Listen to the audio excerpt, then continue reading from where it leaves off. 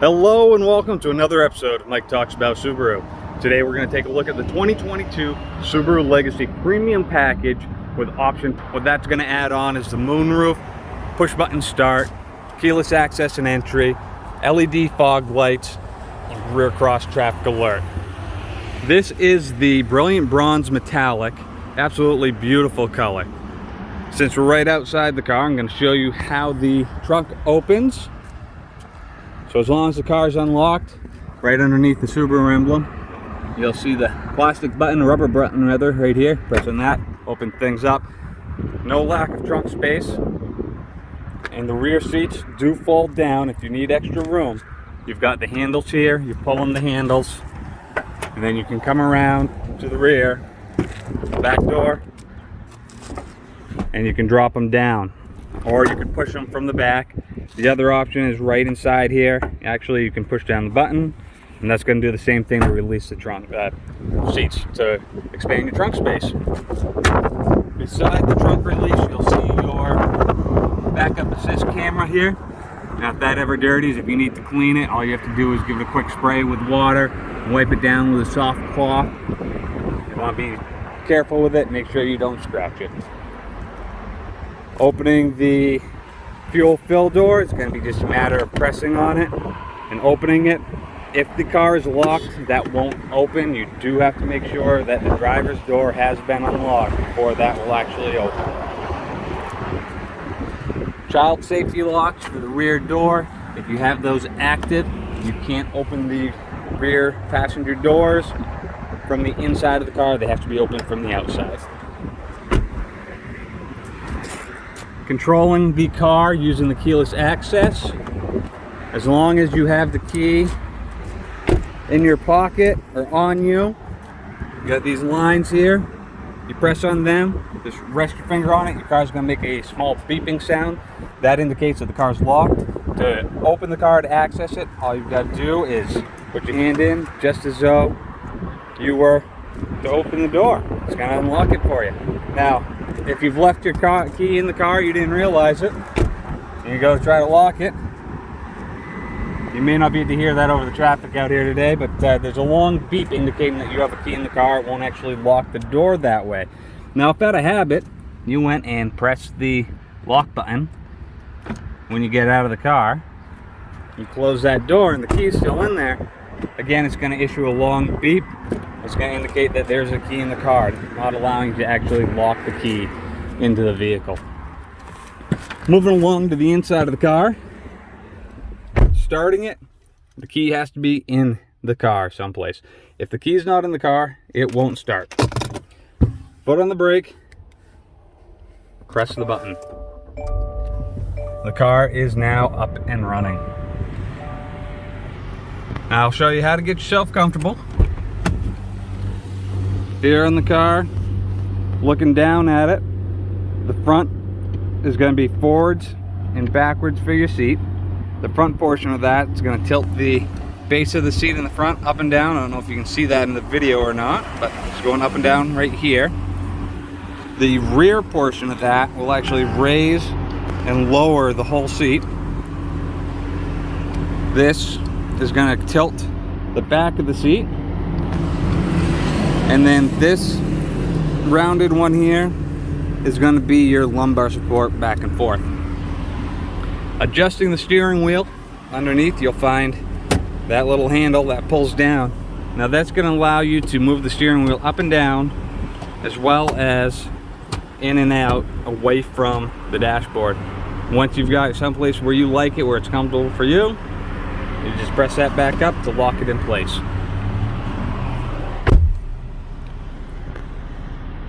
Getting your mirrors set, you're going to have the joystick to the front of the driver's door, L for the left mirror, R for the right mirror, and then it's just a joystick to move the mirror around.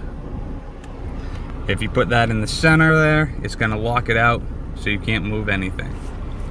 Below that, you have your door locks, windows open and closing, and passenger window lockout. On the dashboard in front of your left knee, you have a trunk release button. Just press and hold it for a few seconds. It will open the trunk. and this knob is going to adjust the brightness for all your dash lights. When it comes to your vents, to make sure they're open and blowing air, you want to make sure that this knob is rolled up there and on the passenger side as well. That's going to open the vents. If that's rolled down, that does close the vents off, so your air will not circulate through the car. Now let's get to know the dash. What you're going to see up here is going to be a combination of warning lights, dash lights, headlight function, everything that you've seen on all your previous vehicles, and then some. Of course, you've got your tachometer and your speedometer. In between there, you have a kind of a heads-up display that's going to give you a lot of different information. It's going to have current temperature, the clock, average miles per gallon, and distance till empty, instant miles per gallon. It's going to show you how long the car has been running since you started it, how far you've driven since you started it last. Your auto start stop, which is a feature where the car actually shuts off at stoplights, and this is showing you how long it's actually been used and the amount of gas it saved you. Individual tire pressure, which will light up after driving approximately 1 mile. Your compass, blank screen, where your radio's at, and we're back to where we started. Below that, you have a digital speedometer, and underneath there, it's showing us that the auto start stop, that's the A with the circle around it, that it's currently on but not active because we haven't hit all the things that have to happen before it actually activates. And then right to the bottom left of that, that's the indicator of what gear you're in. So we're in park, reverse, neutral, drive, or manual mode, where we can shift through our virtual gears of the CVT using these paddle shifters on the steering wheel. This is shift down and shift up.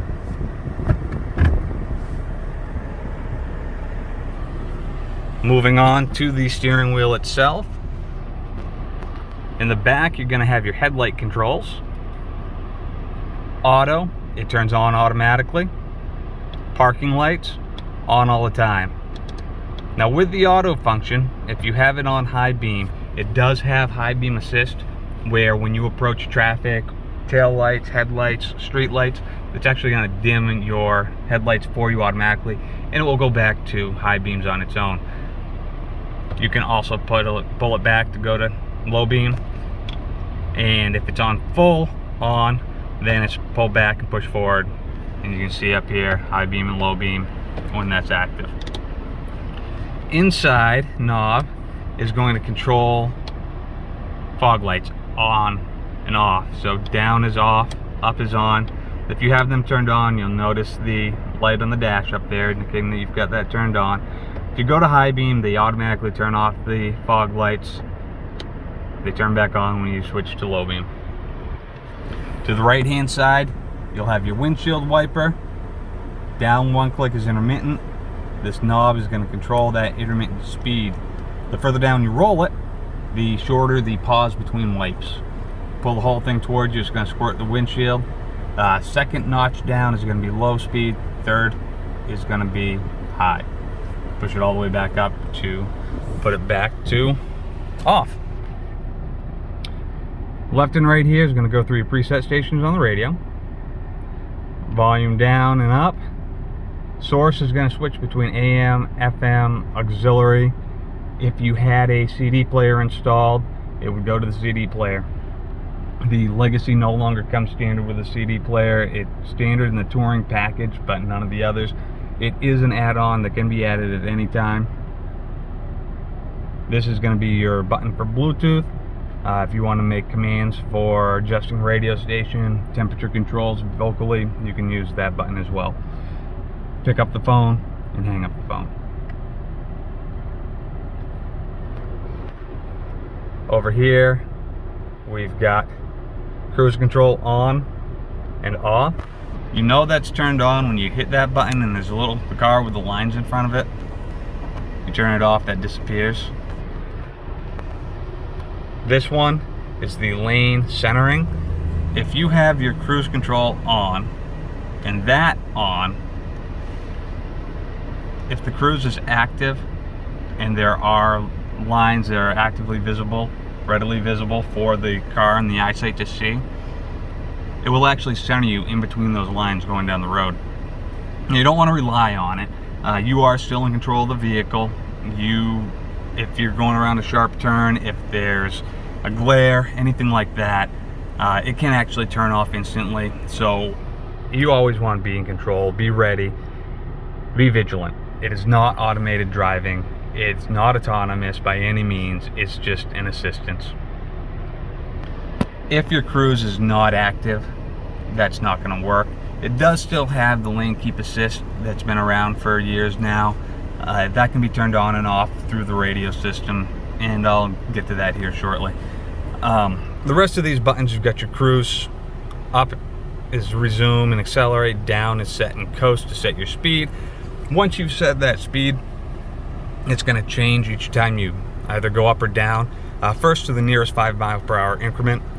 So if you have set your speed to 62 miles per hour and you press up, it's going to go to 65, and then 70, 75, 80. Same thing going down, you'd go from 62 to 60, then 55, 50, 45. These here are going to increase and decrease the distance between you and the vehicle ahead of you. Each line is a little bit further behind. It's based on time. So the faster you go, you're always going to drag behind further, but this is going to help you keep your distance more responsible. Each length, each button is basically one car length based on speed, or time, it's 1 second between you and the car ahead of you. Moving over to the radio, we have got a lot going on here. Right now it's on the navigation page. You have got the home button here. It's going to bring you to your home screen. Now this works very similar to a touchscreen phone, where you just press a button wherever you want to go. You've got your map, you can bring up everything, and I'll go through this step by step, but essentially you've got your maps, your radio, media, and I'll tell you what everything means. You can swipe to go to extras if there's things you've added to the home screen. Up top, same idea. There's different things that you can find that up here. Weather, if you tap that, it's going to switch to hourly. You've got your water temperature, oil temperature, your average speed based on whichever tripometer you're on. This one would show you your radio station, and then this one here is just blank currently. Moving below, again, each button is going to bring you to its relative screen. So map is going to bring you to your map. To set a destination, it's as easy as hitting the menu button, search, and this is where you can either put in an address, or if you wanted to put in a point of interest, if you wanted to find a park someplace, you can search for park, and it's going to come up with destinations, park and recreation, open parking, so different things that you can choose. And then all you have to do is hit the OK button and you're set to go. Radio is going to bring you to your radio screen, where you can choose FM, AM, or your Sirius XM. To program in a station you like, all you have to do is tune to the station using the tuner knob to the right hand side, and it puts you right where you want to be. And then if you want to program that in, you choose whatever number you want it set to. You can do up to 18 stations, and from there, whatever number you want, press and hold until it beeps at you, and it's in there. You'll notice that there's HD on. That's HD radio broadcast if you want to be able to receive that. Replay button if I were taking a phone call and I missed the show that I was listening to, I wanted to rewind and hear it, all I have to do is press back and I can catch up on whatever it was that it paused through while I was on my phone conversation. And then station list will bring up the nearby stations. Same idea with your Sirius XM. You can tune directly to a certain station. You can browse, which is going to bring up your different options here, and choose whatever it is that you want to listen to. Now you can intermix different ones, so your FM and AM, Sirius XM, they can all be on the same screen down here. That's not going to matter, not going to hurt anything. Adjusting volume, it's going to be the volume knob here. Press it once to mute, press and hold to turn everything off. Turns off the screen and audio. Press and hold the knob to turn the screen audio back on. So if we wanted to, okay, we get it. Now if I wanted to do just climate control while the screen is off, I can. And I'll show you more on the climate control as well. We're going to press and hold, turn the screen and audio back on. Below that, we've got our front defrost, driver's side temperature adjustment, rear defrost, and passenger side adjustment. You can also press on the number for whichever side it is you want to adjust, and you can poke, you can drag and drop, or you can touch the up and down arrow to adjust your temperature. To the bottom is the sync button. If you want to sync it up with the both sides to the driver's side, just hit the sync button. And then this is also where you'll find your heated seats on and off. So you'll have medium, high, medium, low, and off. If you don't touch the screen, it does time out and it'll go back to the home screen or whatever screen you were on prior to opening that up. Same idea for the passenger side. Just press where the numbers are. It's going to open everything up here. Drag and drop, adjust the heat. Turning off or on the sync, you can. If you just change the heat, it's going to automatically unsync. Hit the sync button, it goes back to what the driver's side is set at. By pressing here, you're going to bring up your climate control. This is where you can select auto control, maximum AC, air recirculator, where you want it to blow to. You can select right here. Fan speed, you can choose here. You can also do it vocally. If you were to press and release the talk button, you can tell it to change the temperature to, or set temperature, change fan speed. It's going to do that. Off and on, turns it on and off. And then you can also adjust fan speed right down here. So back up here, media is gonna put you on your screen for if you have auxiliary input, if you want to use your iPhone through the USB input for anything else, and Bluetooth. This is also where you would find the CD option if you had a CD player installed. Phone is where you're going to set up your phone for Bluetooth. It's very easy. It's just a matter of pressing yes, selecting the Bluetooth options on your phone, and following the prompts. Under apps, you're going to find the Subaru Starlink, which is an optional program you can download to your phone. Right now it is grayed out because I don't have it on my phone and connected to this system. Apple CarPlay is going to be your Maps, Spotify, Pandora, things like that through your phone when it's connected to the USB. Android Auto is going to be the same idea, but for Android-based phones. You also have Travel Link, which is through Sirius XM. What that is it gives you the option for sports updates, weather updates, dock updates, all sorts of different things. It'll show you your nearest gas station. It can sometimes show you pricing depending on if it's being broadcasted or not. You can also get weather alerts, find parking, and that's all going to be part of the Sirius XM subscription.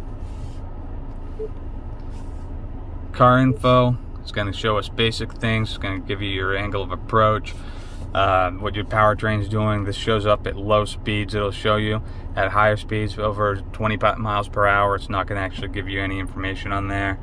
Advanced packages is going to show you what you have turned on for your eyesight features, your blind spot and stuff like that. If you just press it, it's going to show you a description of what it is and where you can actually change the settings. Under maintenance, you can set when your oil changes, tire rotations, all that type of stuff is going to be due, so you get the warnings when you start the car that it's almost time for maintenance. So that you're going to find all that right under the car info button. My Subaru is subscription based, safety and security, as well as remote services.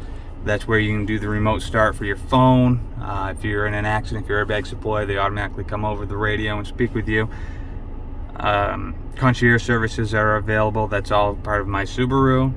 And settings is where you can go to do basically all your settings. Clock settings if you want to set automatically to your phone with Bluetooth. Different display settings if you want to turn the car Wi-Fi hotspot on or off. If you want to connect to Wi-Fi with the car, if there's a like an over-the-air update or something like that, you can update through there. Sound settings for your navigation, ringtone if you have your Bluetooth set up. Navigation settings, this is where you can change things that you want to avoid going down the road. If you want to avoid toll booths, if you want to avoid ferries, toll highway, you know, all that type of stuff is going to be in through here. This is also where you can set up different phones, manage your devices, remove phones. Radio, you can turn on or off the capability for FM. And then car settings is all your settings for eyesight, your eyesight monitoring. If you want to turn off your turn your defrost so it's always on versus staying on for only 15 minutes. Not necessarily the best thing for the defrost, but you can do it if you want to. How long your interior light stays on once you've locked the car, your auto light sensor sensitivity, that's all going to be found underneath the car setting and settings. You'll also find options to turn on and off the auto vehicle hold, the auto start stop, blind spot detection, your steering responsive headlights. Those can all be turned on and off through that series of buttons as well. There is a shortcut to all that. If you press the car down here, it's going to bring you to your basics, your traction control, your auto start stop, your steering responsive headlights. That's all going to be on this initial screen. Under driving assistance, you can turn on and off your pre-collision braking. You can adjust your lane departure to whether or not it's just buzzing at you when you go over the lines, if it's going to actually nudge the steering wheel, if it's going to do none of them, or if it's going to do all of them. That's all found in there as well. And then under other, you can adjust your warning volume. You can change your units from miles per gallon to metrics. So that again is under the car. Also, we have the auto start stop button. You can turn off and on the auto start stop right there. Profiles for individual drivers. You can add profiles. It's basically just radio settings for each individual driver.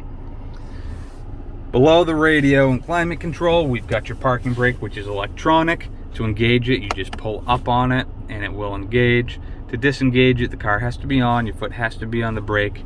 You press down on it. So that's basically everything down here. Moving up, you do have your sunglasses holder. The moonroof open and close is going to be right here. How it works is just push back, it's going to open the moonroof. Push forward for a few seconds to close it. And if you actually push in on the button, it's going to do the vent. And then you just press forward again, or push forward rather, to close the vent. And you've got the shade you can open and close as well. Map lights, just push them to turn them on. And then you've got your SOS emergency response and the roadside assistance button right here. Those are through the Subaru Starlink safety and security. And turning your map lights on and off when the door opens. If you want them to turn on or off, you leave it off. If you don't want them, turn the door if you want the lights to turn on when you open your door. The hazard light is located right in the top left-hand corner of the radio screen. Glove box handle is right here. You've got a little shelf there. You can put your cell phone on. And that is basically the car in a nutshell. One thing I do want to mention is that a lot of people these days are using E-ZPass for interstate travel. Typically what they're going to tell you is to mount it right dead center of the windshield below the rearview mirror. With these eyesight systems, that is a big no-no because it is actually going to, or can potentially get in the way of eyesight and not allow it to do its job properly. So what's suggested by Subaru is in the upper right-hand corner of the window. That's going to work just fine. It's going to be out of the way of eyesight, and it can do its job, and eyesight can do its job. The headlights I mentioned earlier, the steering responsive headlights, what that means is when you're traveling down the road, you turn left, your headlights are going to pivot left. You turn right, the headlights are going to pivot right, so you can actually see into your turn. Not everybody likes that feature, so that's why there's the option to turn it off. When it comes to your eyesight features, though, there's not a lot of reasons to do so, but some people, again, they don't like it. One of the big things to keep in mind is that the pre-collision braking, it's standard on all of these now, on every single Subaru, the eyesight system in general, but the pre-collision braking, it's a great function. It lowers your insurance rates for most companies. It's not something that I suggest turning off because it really can save you. I mean, if it stops you from one accident, then it's done its job. It's going to really open you up to the possibility of what it's actually doing for you. Like I said, you can turn it off, but I don't suggest it. If you do have questions, comments, or anything, please post in the comments below, and please be sure to subscribe. I do upload videos as often as I can.